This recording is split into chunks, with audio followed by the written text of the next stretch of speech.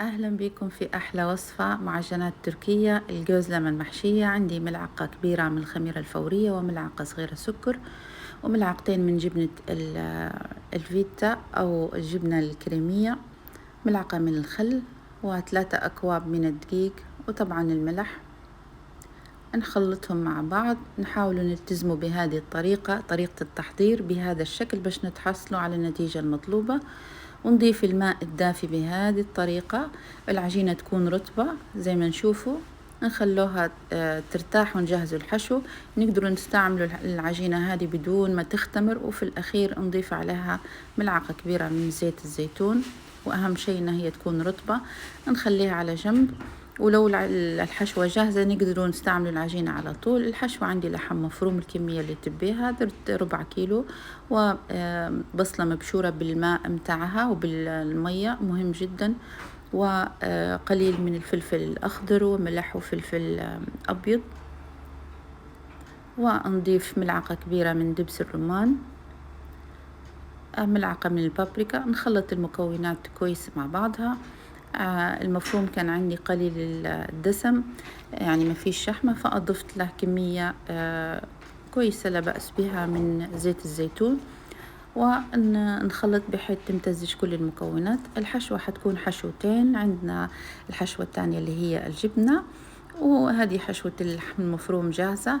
حشوة الجبنة نوعين من الجبنة، الشيدر والموزاريلا، مع شوية نعناع أخضر ومعدنوس، نخلطهم مع بعض ونخليهم على جنب.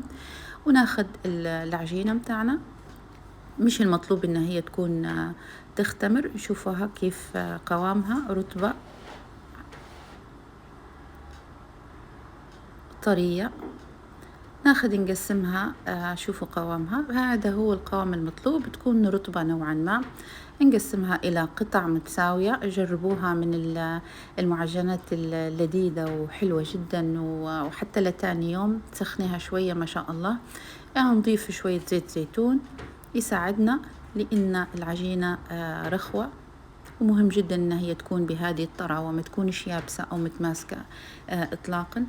إن نكورها كرات صغيرة، الحجم اللي تبيه. هي الجوزلمة التركية بتكون بيضاوية الشكل.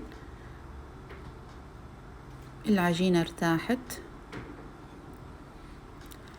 وطبعا نستعين بشوية زيت زيتون، لأن ما ضفناش في العجينة نفسها، ما فيش زيت، ما فيش أي مادة دهنية.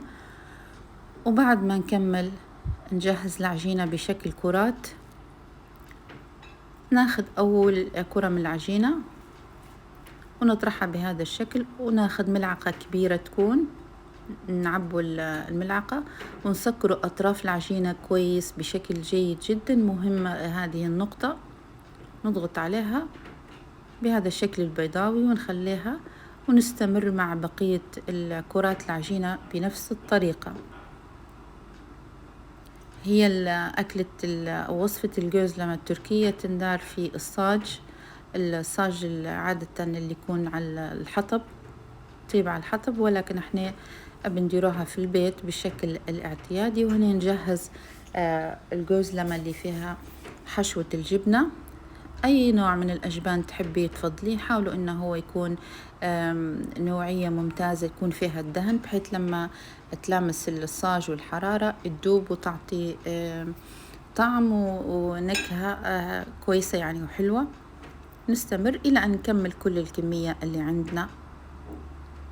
سهلة جدا وبسيطة، ومن الوصفات اللي ممكن تتفرزن ونحطوها في الفريز ونطلعوها وقت ما نحتاجه، ونطيبوها على الطاوة. كملنا كل الكمية، خليتها لمدة 15 دقيقة مش أكتر ترتاح، ونكون مجهزين الطاوة في هذه الأثناء على نار هادية جدا، وندهن طاولة الشغل بشوية زيت الزيتون.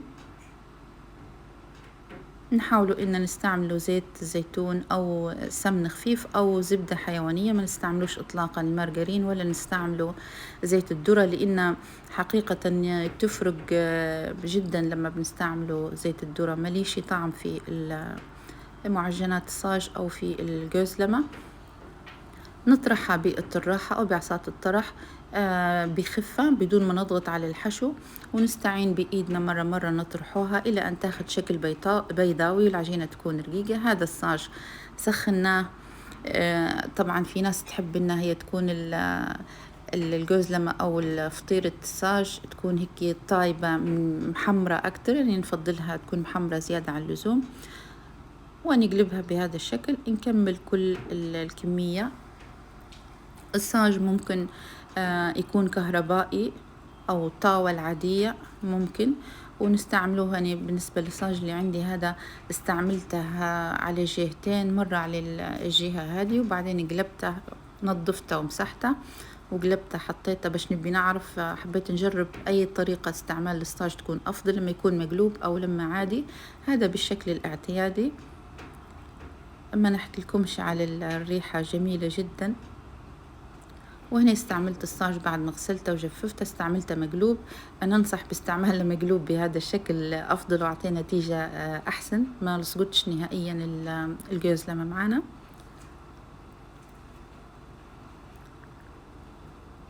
وبعد ما كملت الكمية كلها وجهزنا الشاهي وهذه الجوزلمة جاهزة. ننصح طبعا تاكلوها هي سخونة وبالصحة عليكم. جربوها، من الوصفات اللذيذة جدا وسهلة، والحلو فيها التنوع. ديروها بالحشوتين، الجبنة واللحم المفروم، أو ممكن بالخليط جبنة وسباناخ أو سلك ممكن، ليش لا. نحب نوريكم من الوسط. إن شاء الله تكون الوصفة عجبتكم، ونشوفكم بإذن الله في وصفة جديدة. جربوها وتسلم الأيادي مسبقا، في حفظ الله.